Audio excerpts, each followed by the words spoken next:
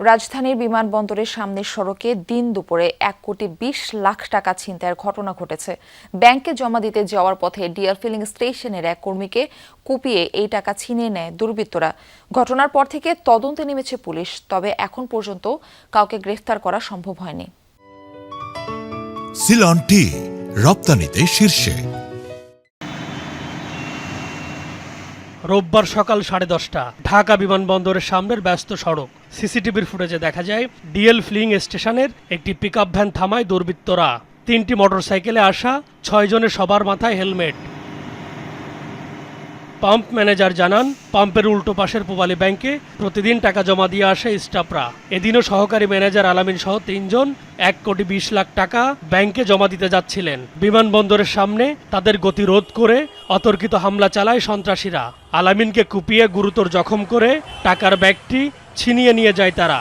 10:30 থেকে 35-এর মধ্যে সেন্টার পয়েন্টের সামনে ব্রিজের নিচে ইউটার্ন নিতে হয়। ইউটার্ন নেওয়ার পরে ওইখানে স্লো হয়েছে গাড়ি, তখন ওরা 3টা মোটরসাইকেল দিয়ে অ্যাটাক করে এবং কি আমাদের যে অ্যাসিস্ট্যান্ট ম্যানেজার আছে ওনাকে টাকা নেওয়ার জন্য ওরা 3টা কোপ মারে ওর শরীরে। আমাদের সন্দেহের মাঝে কেউ নাই, এতদিন তো পাম্প চালায় যে এরকম সন্দেহ কেউ আসে না।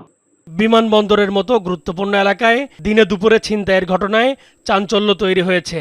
অপরাধীদের ধরতে তৎপর আইনশৃঙ্খলা বাহিনী। শুক্র শনিবারে ওনাদের বন্ধ থাকে, ব্যাংক যেহেতু বন্ধ থাকে ওই দুই দিনের টাকা একত্রিত হইলে রবিবারে ব্যাংক খুললে ওরা ফার্স্ট আওয়ারে এটা জমা দেয়। আমাদের সকল সংস্থায় মিলে আমরা কাজ করতেছি, অল্প সময়ের মধ্যে হয়তো ইনশাল্লাহ রেজাল্ট পাবো।